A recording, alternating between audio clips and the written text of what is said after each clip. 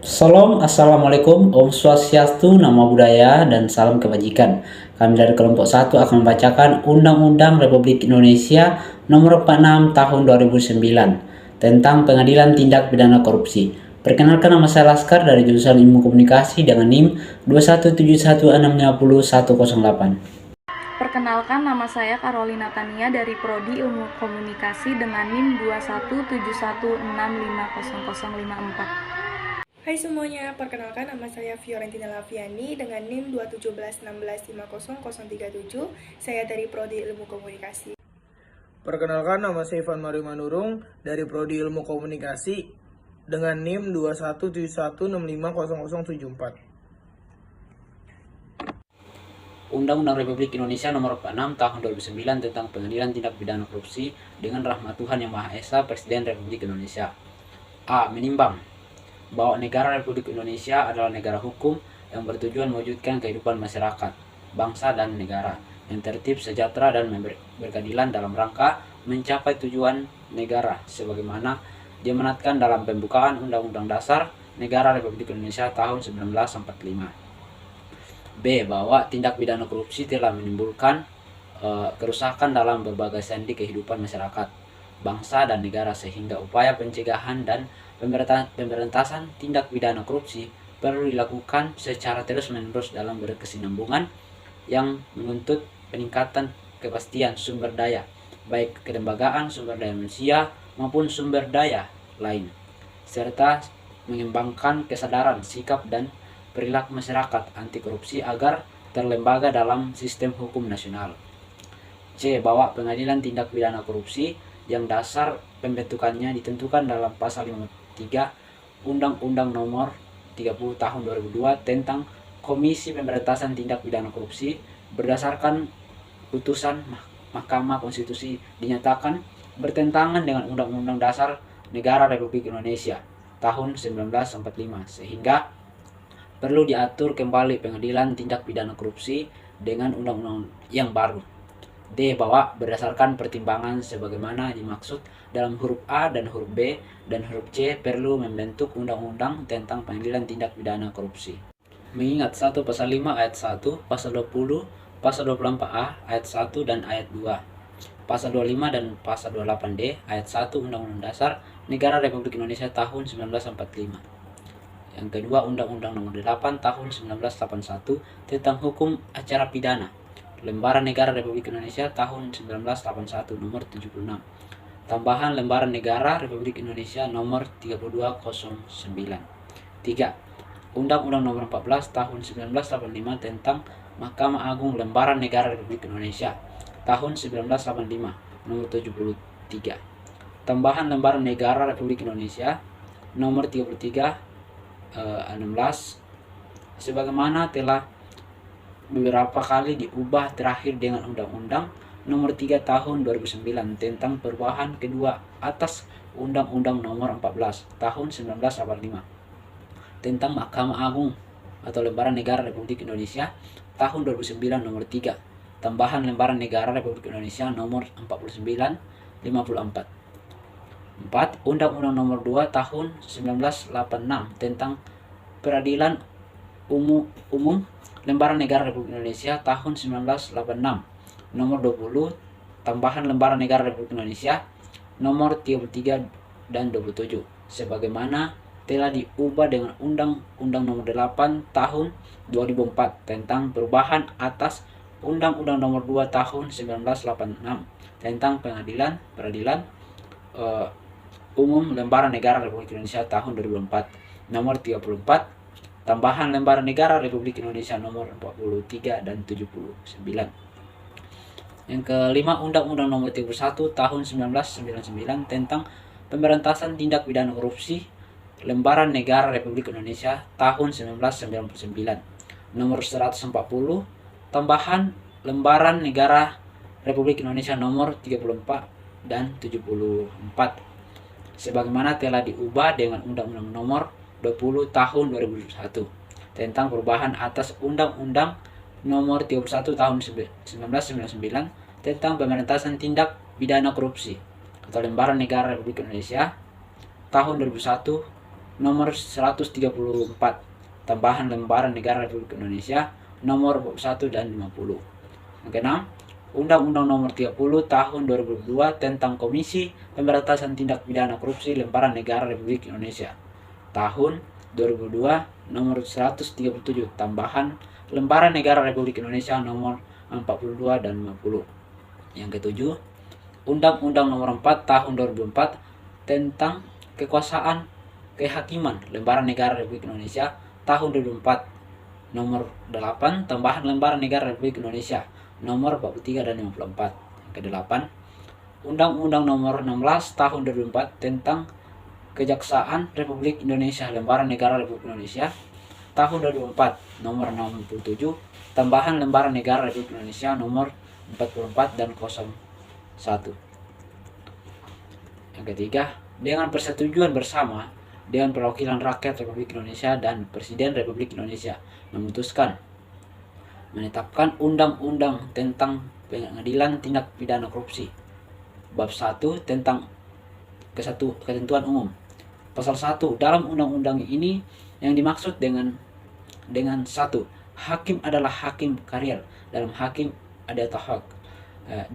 Hakim karir adalah hakim pada pengadilan negeri, pengadilan tinggi dan Mahkamah Agung yang ditetapkan sebagai hakim tindak pidana korupsi. 3. Hakim ad hoc adalah seorang yang diangkat undang ini sebagai hakim tindak pidana korupsi. 4. Penuntut umum adalah penuntut umum sebagaimana diatur dalam peraturan perundang-undang. Bab 2. Kedudukan dan tempat kedudukan. Bagian ke-1, kedudukan. Pasal 2. Pengadilan tindak pidana korupsi merupakan pengadilan khusus yang berada di lingkungan peradilan umum. Bagian kedua, tempat kedudukan. Pasal 3. Pengadilan tindak pidana korupsi berkedudukan di setiap ibu kota, kabupaten, kota yang daerah hukumannya meliputi daerah hukum pengadilan negeri yang bersangkutan. Pasal yang keempat, khusus untuk daerah khusus ibu kota Jakarta, pengadilan yang daerah hukumnya meliputi daerah hukum pengadilan negeri yang bersangkutan. Bab ketiga, kewenangan. Pasal 5, pengadilan tindak pidana korupsi merupakan satu-satunya pengadilan yang berwenang memeriksa, mengadili, dan memutus perkara tindak pidana korupsi. Pasal 6, pengadilan tindak pidana korupsi sebagaimana dimaksud dalam pasal 5 berwenang memeriksa, mengadili, dan memutuskan perkara. A. Tindak pidana korupsi. B. Tindak pidana pencucian uang yang tidak pidana asalnya adalah tindakan pidana korupsi dan atau C.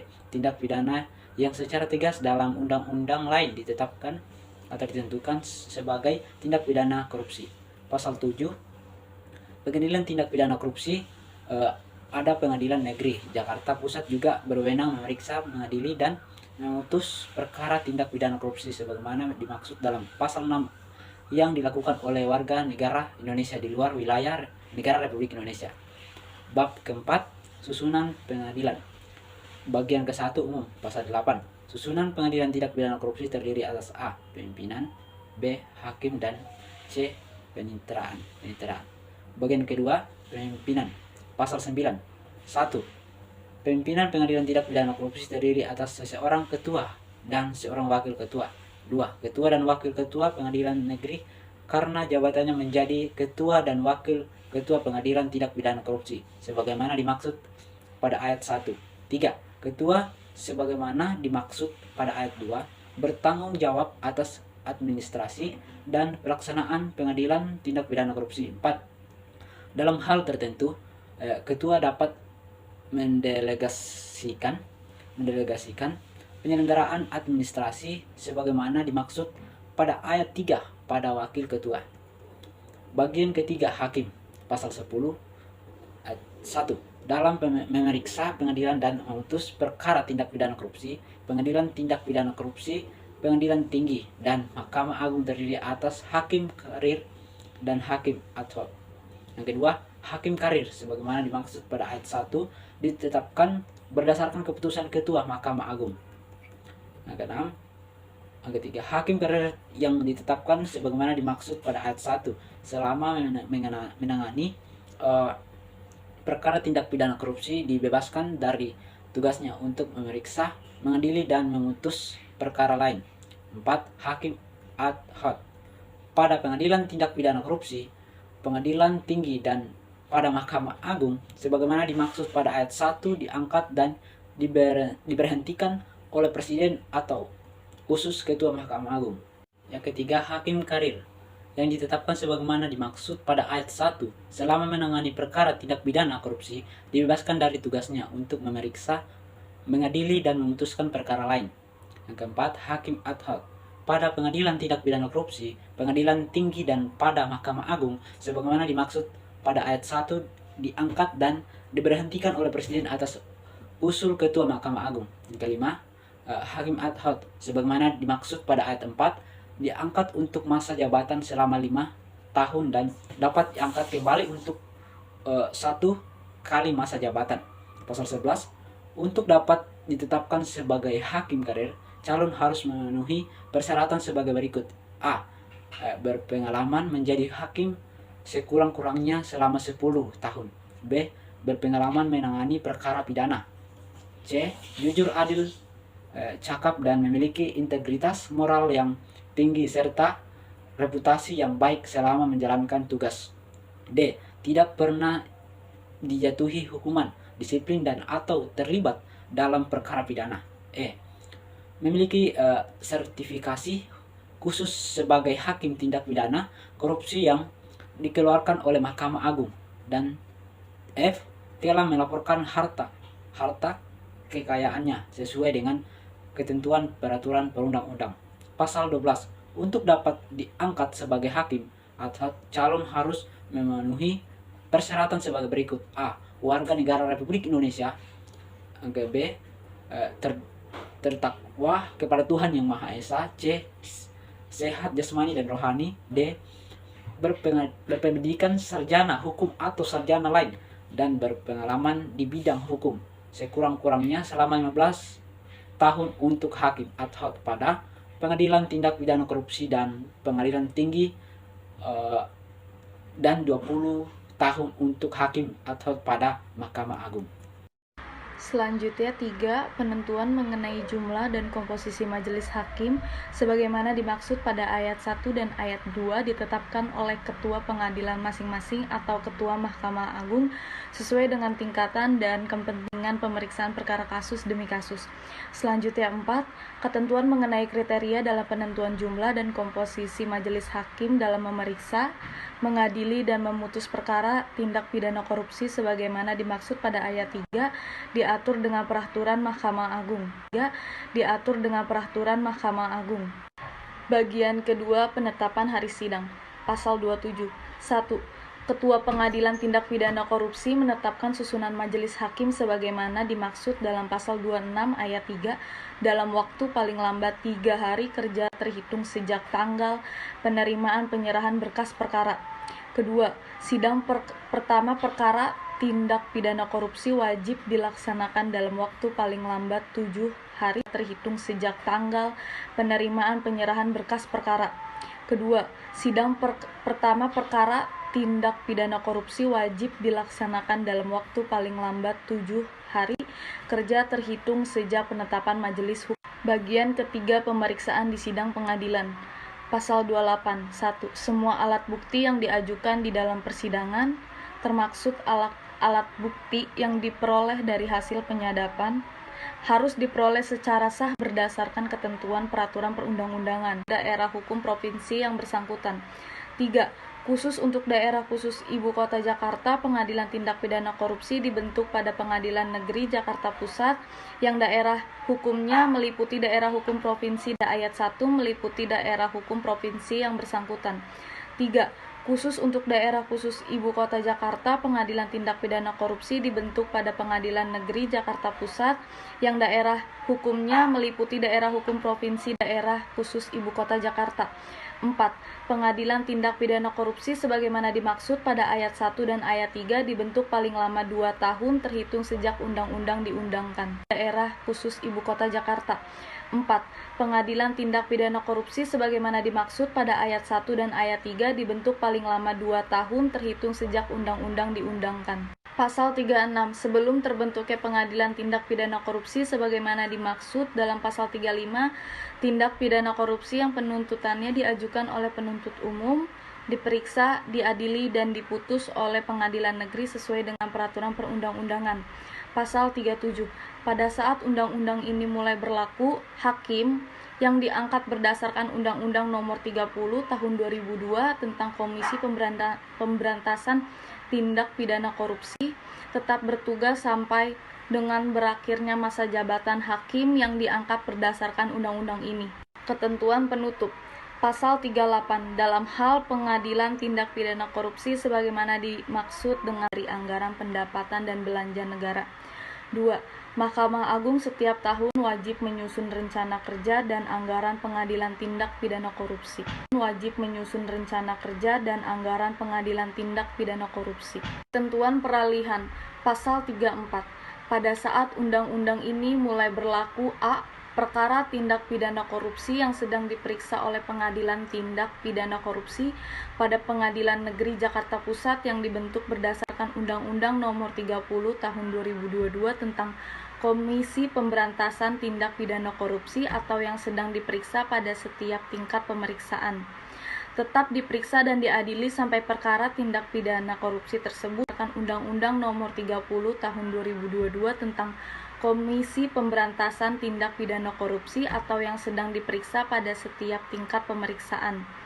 Tetap diperiksa dan diadili sampai perkara tindak pidana korupsi tersebut diputus sesuai dengan peraturan perundang-undangan. B. Perkara tindak pidana korupsi yang sedang diperiksa oleh pengadilan negeri atau yang sedang diperiksa pada setiap tingkat pemeriksaan tetap diperiksa dan diadili sampai perkara tindak pidana korupsi tersebut diputus sesuai dengan peraturan perundang-undangan. Pasal 35. 1. Dengan undang-undang ini untuk pertama kali pengadilan tindak pidana korupsi dibentuk pada setiap pengadilan negeri di ibu kota provinsi. 2. Daerah hukum pengadilan tindak pidana korupsi sebagaimana yang dimaksud pada ayat 1 meliputi daerah hukum provinsi tersebut pada dasarnya sejalan dengan Undang-Undang Nomor 4 Tahun 2004 tentang kekuasaan kehakiman, yang menentukan bahwa pengadilan khusus hanya dapat dibentuk dengan undang-undang tersendiri. Berdasarkan hal tersebut perlu peraturan mengenai pengadilan tindak pidana korupsi dalam suatu undang-undang tersendiri. Pengadilan tindak pidana korupsi ini merupakan pengadilan khusus yang berada di lingkungan peradilan umum dan pengadilan satu-satunya yang memiliki kewenangan mengadili perkara tindak pidana korupsi undang-undang tersendiri. Pengadilan tindak pidana korupsi ini merupakan pengadilan khusus yang berada di lingkungan peradilan umum dan pengadilan satu-satunya yang memiliki kewenangan mengadili perkara tindak pidana korupsi yang penuntutannya dilakukan oleh penuntut umum dalam berbagai sendi kehidupan masyarakat, bangsa, dan negara sehingga memerlukan penanganan yang luar biasa. Selain itu, upaya pencegahan dan pemberantasan tindak pidana korupsi perlu dilakukan secara terus-menerus dan berkesinambungan, serta perlu didukung oleh berbagai sumber daya, baik sumber daya manusia maupun sumber daya lainnya. Pengadilan tindak pidana korupsi yang dibentuk berdasarkan ketentuan pasal 53 Undang-Undang Nomor 30 Tahun 2002 tentang Komisi Pemberantasan Tindak Pidana Korupsi berdasarkan putusan Mahkamah Konstitusi nomor 012, 016, 019 tanggal 19 Desember 2006 dinyatakan bertentangan dengan Undang-Undang Dasar Negara Republik Indonesia tahun 1945. Putusan Mahkamah Konstitusi tersebut pada dasarnya sejalan dengan Undang-Undang Nomor 4 Tahun 2004 tentang kekuasaan kehakiman, yang menentukan bahwa pengadilan khusus hanya dapat dibentuk dengan undang-undang tersendiri. Berdasarkan hal tersebut perlu peraturan mengenai pengadilan tindak pidana korupsi dalam suatu undang-undang tersendiri. Pengadilan tindak pidana korupsi ini merupakan pengadilan khusus yang berada di lingkungan peradilan umum dan pengadilan satu-satunya yang memiliki kewenangan mengadili perkara tindak pidana korupsi undang-undang tersendiri. Pengadilan tindak pidana korupsi ini merupakan pengadilan khusus yang berada di lingkungan peradilan umum dan pengadilan satu-satunya yang memiliki kewenangan mengadili perkara pasal 35 tidak tersedia hakim yang mempunyai keahlian yang diperlukan dalam pemeriksaan perkara. Ketua Pengadilan Negeri dapat meminta hakim Ketua Pengadilan Negeri dalam daerah hukum pengadilan tinggi lainnya. Pasal 39. Pada saat undang-undang ini mulai berlaku, ketentuan pasal 53 sampai dengan pasal 60 dalam pemeriksaan perkara, Ketua Pengadilan Negeri dapat meminta hakim Ketua Pengadilan Negeri dalam daerah hukum pengadilan tinggi lainnya. Pasal 39. Pada saat undang-undang ini mulai berlaku, ketentuan pasal 53 sampai dengan pasal 62 dari bab 4 mengenai pemeriksaan di sidang pengadilan yang diatur dalam Undang-Undang Nomor 30 Tahun 2002 tentang Komisi Pemberantasan Tindak Pidana Korupsi atau Lembaran Negara Republik Indonesia Tahun 2002 Nomor 137 tambahan Lembaran Negara Republik Indonesia Nomor 4250 dicabut dan dinyatakan tidak berlaku. Nomor 137 tambahan Lembaran Negara Republik Indonesia Nomor 4250 dicabut dan dinyatakan tidak berlaku. Pasal 40 Undang-Undang ini mulai berlaku pada tanggal diundangkan. Agar setiap orang mengetahuinya, memerintahkan pengundang-undang ini dengan penempatan dalam Lembaga Negara Republik Indonesia. Penjelasan atas Undang-Undang Republik Indonesia Nomor 46 Tahun 2009 tentang Pengadilan Tindak Pidana Korupsi. 1. Umum. Tindak pidana korupsi telah menimbulkan kerusakan peraturan perundang-undangan. 2. Hakim menentukan sah tidaknya alat bukti yang diajukan di muka persidangan baik yang diajukan oleh penuntut umum maupun oleh terdakwa. Pasal 28. Perkara tindak korupsi diperiksa, diadili dan diputus oleh Pengadilan Tindak Pidana Korupsi tingkat pertama dalam waktu paling lama 120 hari kerja terhitung sejak tanggal perkara dilimpahkan ke Pengadilan Tindak Pidana Korupsi. Pasal 30. Pemeriksaan tingkat banding tindak pidana korupsi diperiksa dan diputus dalam waktu paling lama 60 hari kerja terhitung sejak tanggal tindak pidana korupsi. Pasal 30. Pemeriksaan tingkat banding tindak pidana korupsi diperiksa dan diputus dalam waktu paling lama 60 hari kerja terhitung sejak tanggal berkas perkara diterima oleh pengadilan tinggi. Pasal 31. Pemeriksaan tingkat kasasi tindak pidana korupsi diperiksa dan diputus dalam waktu paling lama 120 hari kerja terhitung sejak tanggal berkas perkara diterima oleh Mahkamah Agung. Pasal 32. Dalam hal putusan pengadilan dimintakan peninjauan kembali, pemeriksaan perkara tindak pidana korupsi diperiksa dan diputus dalam waktu paling lama 60 hari kerja terhitung sejak tanggal perkara diterima oleh Mahkamah Agung. Pasal 33. 1. Biaya yang diperlukan dalam rangka pelaksanaan undang-undang ini dibebankan pada anggaran Mahkamah. Lanjut pasal 10 ayat 3, hakim karir yang ditetapkan sebagaimana dimaksud pada ayat 1 selama menangani perkara tindak pidana korupsi dibebaskan dari tugasnya untuk memeriksa, mengadili, dan memutus perkara lain. Ayat 4, hakim ad hoc pada pengadilan tindak pidana korupsi, pengadilan tinggi, dan pada Mahkamah Agung sebagaimana dimaksud pada ayat 1 diangkat dan diberhentikan oleh Presiden atas usul Ketua Mahkamah Agung. Ayat 5, hakim ad hoc sebagaimana dimaksud pada ayat 4 diangkat untuk masa jabatan selama 5 tahun dan dapat diangkat kembali untuk 1 kali masa jabatan. Pasal 11. Untuk dapat ditetapkan sebagai hakim karir, calon harus memenuhi persyaratan sebagai berikut. A. Berpengalaman menjadi hakim sekurang-kurangnya selama 10 tahun. B. Berpengalaman menangani perkara pidana. C. Jujur, adil, cakap, dan memiliki integritas moral yang tinggi serta reputasi yang baik selama menjalankan tugas. D. Tidak pernah dijatuhi hukuman disiplin dan atau terlibat dalam perkara pidana. E. Memiliki sertifikasi khusus sebagai hakim tindak pidana korupsi yang dikeluarkan oleh Mahkamah Agung. Dan F. Telah melaporkan harta kekayaannya sesuai dengan ketentuan peraturan perundang-undangan. Pasal 12. Untuk dapat diangkat sebagai hakim ad hoc, calon harus memenuhi persyaratan sebagai berikut. A. Warga negara Republik Indonesia. B. Bertakwa kepada Tuhan Yang Maha Esa. C. Sehat jasmani dan rohani. D. Berpendidikan sarjana hukum atau sarjana lain dan berpengalaman di bidang hukum sekurang-kurangnya selama 15 tahun untuk hakim ad hoc pada pengadilan tindak pidana korupsi dan pengadilan tinggi, dan 20 tahun untuk hakim ad hoc pada Mahkamah Agung. Berumur C. Berumur sekurang-kurangnya 40 tahun pada saat proses pemilihan untuk hakim ad hoc pada pengadilan tindak pidana korupsi dan pengadilan tinggi. dan 50 tahun untuk hakim ad hoc pada Mahkamah Agung. F. Tidak pernah dipidana karena melakukan kejahatan berdasarkan putusan pengadilan yang telah memperoleh kekuatan hukum tetap. G. Jujur, adil, cakap, dan memiliki integritas moral yang tinggi serta reputasi yang baik. H.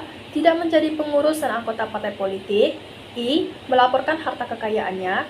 J. Bersedia mengikuti pelatihan sebagai hakim tindak pidana korupsi. Dan K. Bersedia melepaskan jabatan struktural dan atau jabatan lain selama menjadi hakim ad hoc tidak pidana korupsi. Pasal 13 ayat 1. Untuk memilih dan mengemukakan calon hakim ad hoc pada pengadilan tindak pidana korupsi dan pengadilan tinggi, Ketua Mahkamah Agung membentuk panitia seleksi yang terdiri dari unsur Mahkamah Agung dan masyarakat yang dalam menjalankan tugasnya bersifat mandiri dan transparan. Ayat 2. Perbuatan tercela. C. Melalaikan kewajiban dalam menjalankan tugas pekerjaannya sesuai dengan ketentuan yang berlaku.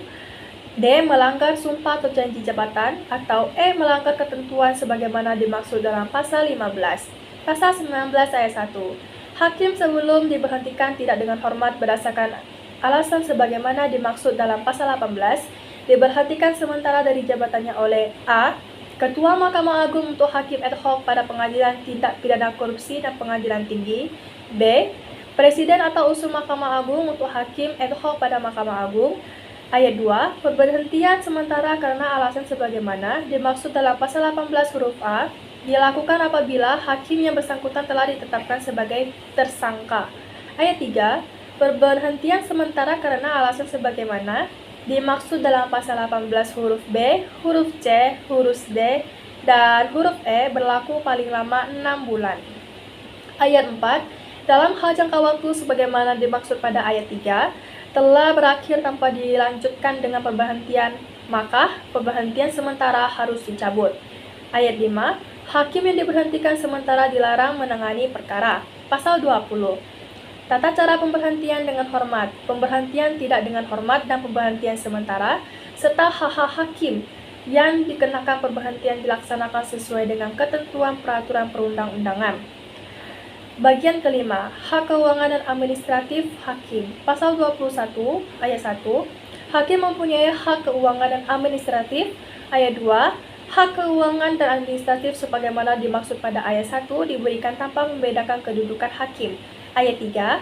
Ketentuan lebih lanjut mengenai hak sebagaimana dimaksud pada ayat 1 diatur tanpa peraturan presiden. Bagian ke-6, panitera. Pasal 22. 1. Pada pengadilan tindak pidana korupsi dapat ditetapkan adanya kepaniteraan khusus yang dipimpin oleh seorang panitera. Ayat 2. Ketentuan mengenai susunan kepaniteraan, persyaratan, pengangkatan, dan pemberhentian pada jabatan kepaniteraan sebagaimana dimaksud pada ayat 1 berlaku sesuai dengan ketentuan peraturan perundang-undangan. Pasal 23. Ketentuan lebih lanjut mengenai tugas, tanggung jawab, susunan organisasi, dan tata kerja kepaniteraan khusus pengadilan tindak pidana korupsi diatur dengan peraturan Mahkamah Agung. Bab 5. Transparansi atau akuntabilitas. Pasal 24. Ayat 1. Setiap orang berhak memperoleh informasi dari pengadilan tindak pidana korupsi sesuai dengan ketentuan peraturan perundang-undangan. Ayat 2. Pengadilan tindak pidana korupsi menyediakan informasi yang bersifat terbuka dan dapat diakses oleh publik mengenai penyelenggaraan pengadilan tindak pidana korupsi. Ayat 3. Ketentuan lebih lanjut mengenai hak dan informasi yang bersifat terbuka sebagaimana maksud pada ayat 1 dan ayat 2 diatur dengan peraturan Mahkamah Agung. Bab 6. Hukum acara. Bagian ke-1 umum pasal 25. Pemeriksaan di sidang pengadilan tindak pidana korupsi dilakukan berdasarkan hukum acara pidana yang berlaku kecuali ditentukan lain dalam undang-undang ini. Pasal 26 ayat 1. Dalam memeriksa, mengadili, dan memutus perkara tindak pidana korupsi dilakukan dengan majelis hakim berjumlah ganjil sekurang-kurangnya 3 orang hakim dan sebanyak-banyaknya 5 orang hakim terdiri dari hakim karir dan hakim ad hoc. Ayat 2. Dalam hal majelis hakim sebagaimana dimaksud pada ayat 1 berjumlah 5 orang hakim, maka komposisi majelis hakim adalah 3:2. Dan dalam hal majelis hakim berjumlah 3 orang hakim, maka komposisi majelis hakim adalah 2:1. 2. Ketentuan mengenai tata cara pemilihan untuk diusulkan sebagai hakim ad hoc sebagaimana dimaksud dalam pasal 10 ayat 4 diatur dengan peraturan Mahkamah Agung. Pasal 14. Sebelum memangku jabatan, hakim ad hoc diambil sumpah atau janji menurut agamanya oleh A. Ketua Mahkamah Agung untuk hakim ad hoc pada Mahkamah Agung, B. Ketua Mahkamah Agung untuk hakim ad hoc pada Pengadilan Tinggi, C. Ketua Pengadilan Negeri untuk hakim ad hoc pada Pengadilan Tindak Pidana Korupsi. 2. Sumpah atau janji sebagaimana dimaksud pada ayat 1 berbunyi sebagai berikut. Sumpah.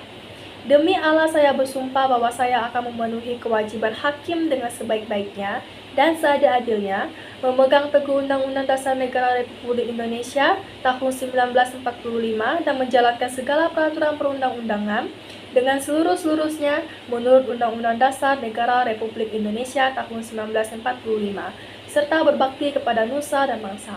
Janji. Saya berjanji bahwa saya dengan sungguh-sungguh akan memenuhi kewajiban hakim dengan sebaik-baiknya dan dengan seadil-adilnya, memegang teguh Undang-Undang Dasar Negara Republik Indonesia tahun 1945 dan menjalankan negara Republik Indonesia sesuai dengan peraturan perundang-undangan dengan seluruh-seluruhnya menurut Undang-Undang Dasar Negara Republik Indonesia tahun 1945 serta berbakti kepada nusa dan bangsa. Pasal 15. Hakim ad hoc dilarang merangkap menjadi A. Pelaksana putusan pengadilan, B. Wali, pengampu, dan pejabat yang berkaitan dengan suatu perkara yang diperiksa olehnya, C. Pimpinan atau anggota lembaga negara, D. Kepala daerah, E. Advokat, F. Notaris atau pejabat pembuat akta tanah, G. Jabatan lain yang dilarang dirangkap sesuai dengan peraturan undang-undangan, atau H. Pengusaha. Pasal 16. Selain larangan sebagaimana dimaksud dalam pasal 15, hakim ad hoc yang memangku jabatan struktural dan atau fungsional harus melakukan jabatannya. Bagian keempat, pemberhentian hakim. Pasal 17. Hakim diberhentikan dengan hormat dari jabatannya karena A. Permintaan sendiri, B. Sakit jasmani atau rohani selama 3 bulan berturut-turut yang dibuktikan dengan surat keterangan dokter, C. Terbukti tidak cakep dalam menjalankan tugas, D. Telah memasuki masa pensiun bagi hakim karir, atau E. Telah selesai masa tugasnya bagi hakim ad hoc. Pasal 18. Hakim diberhentikan tidak dengan hormat karena A.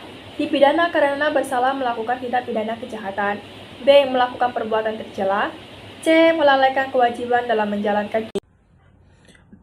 Dalam undang-undang ini diatur pula mengenai hakim pengadilan tindak pidana korupsi yang terdiri dari hakim karir dan hakim ad hoc yang persyaratan pemilihan dan pengangkatannya berbeda dengan hakim pada umumnya. Keberadaan hakim ad hoc diperlukan karena keahliannya sejalan dengan kompleksitas perkara tindak pidana korupsi, baik yang menyangkut modus operandi, pembuktian, maupun luasnya cangkupan tindak pidana korupsi antara lain di bidang keuangan dan perbankan, perpajakan, pasar modal, pengadaan barang dan jasa pemerintah. Hukum acara yang digunakan dalam pemeriksaan di sidang pengadilan tindak pidana korupsi pada dasarnya dilakukan sesuai dengan hukum acara pidana yang berlaku, kecuali ditentukan lain dalam undang-undang ini. Kekhususan hukum acara tersebut antara lain mengatur, yang pertama, penegasan pembagian tugas dan wewenang antara ketua dan wakil ketua pengadilan tindak pidana korupsi. Yang kedua, mengenai komposisi majelis hakim dan pemeriksaan di sidang pengadilan baik pada tingkat pertama, banding maupun kasasi. Ketiga, jangka waktu penyelesaian pemeriksaan perkara tindak pidana korupsi pada setiap tingkatan pemeriksaan. Keempat, alat bukti yang diajukan di dalam persidangan, termasuk alat bukti yang diperoleh dari hasil penyadapan, harus diperoleh secara sah berdasarkan ketentuan peraturan perundang-undangan. Kelima, adanya kepaniteraan Komisi Pemberantasan Tindak Pidana Korupsi dan Pengadilan Tindak Pidana Korupsi yang dibentuk berdasarkan undang-undang ini. Antara lain mengenai keberadaan hakim ad hoc. Hakim ad hoc yang telah diangkat berdasarkan undang-undang sebelum undang-undang ini berlaku tidak perlu diangkat kembali, tetapi langsung bertugas untuk masa jabatan 5 tahun. Bersamaan dengan masa jabatan hakim ad hoc yang diangkat berdasarkan undang-undang ini. Pasal demi pasal. Pasal 2. Ketentuan ini mengingat ketentuan pasal 24A ayat 5 Undang-Undang Dasar Negara Republik Indonesia tahun 1945 dan pasal 15 Undang-Undang Nomor 4 tahun 2004 tentang kekuasaan kehakiman yang menghendaki pembentukan pengadilan khusus yang diatur dengan undang-undang. Pasal 5.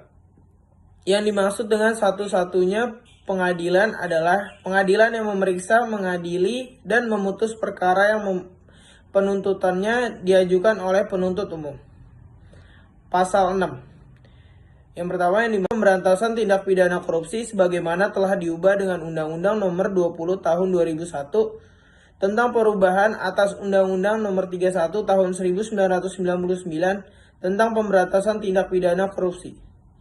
Yang kedua, yang dimaksud dengan tindak pidana pencucian uang adalah tindak pidana sebagaimana yang dimaksud dalam Undang-Undang tentang tindak pidana pencucian uang. Yang dimaksud dengan tindak pidana asalnya adalah yang lazim dikenal dengan predicate crime.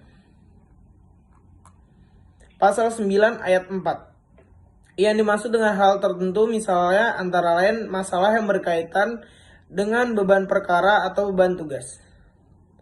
Pasal 10 ayat 4.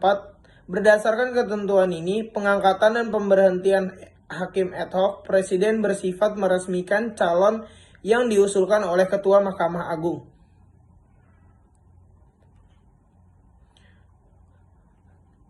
Pasal 11. Dalam proses pelatihan untuk memperoleh sertifikasi khusus sebagai hakim tindak pidana korupsi, Mahkamah Agung mengikut sertakan Komisi Yudisial untuk memberikan materi ajar khususnya mengenai kode etik dan pedoman perilaku hakim. Pasal 12. Sehat jasmani dan rohani dan kan ini dibuktikan dengan surat keterangan dokter dari rumah sakit pemerintah. Yang dimaksud dengan berpengalaman di bidang hukum antara lain hukum keuangan dan perbankan, hukum administrasi, hukum pertanahan, hukum pasar modal, dan hukum pajak.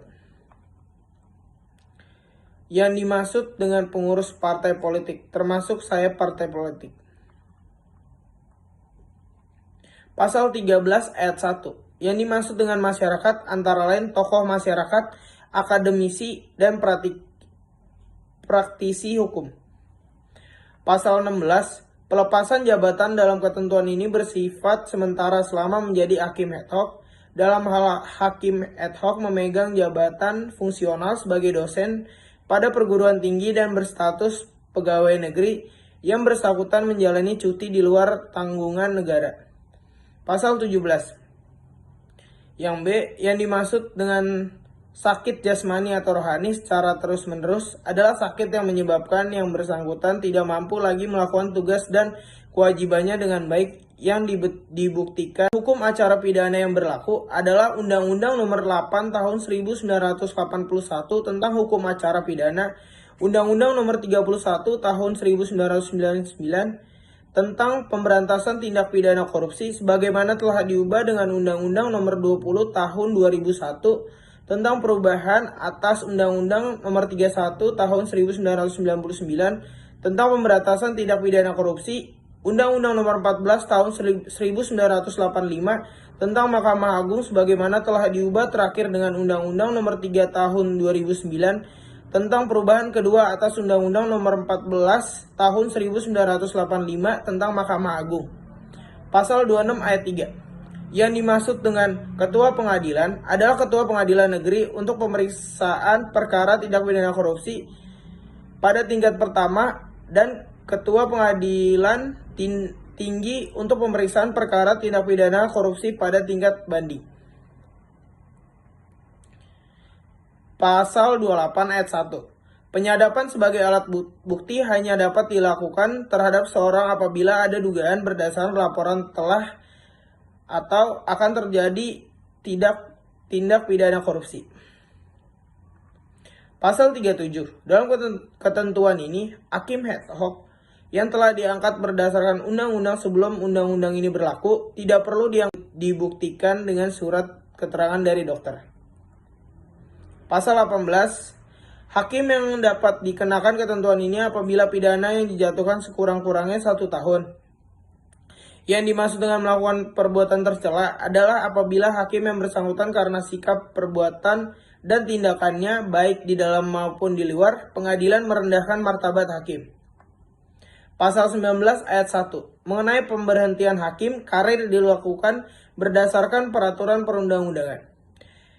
Pasal 19 ayat 3 ketentuan jangka waktu 6 bulan yang ditentukan pada ayat ini dimaksudkan untuk menunggu hasil pemeriksaan terhadap pelanggaran tersebut. Pasal 24 ayat 2 ketentuan ini sebagai wujud akuntabilitas pengadilan tindak pidana korupsi melalui keterbukaan informasi mengenai penyelenggaraan pengadilan. Pasal 25 yang dimaksud dengan hukum acara pidana yang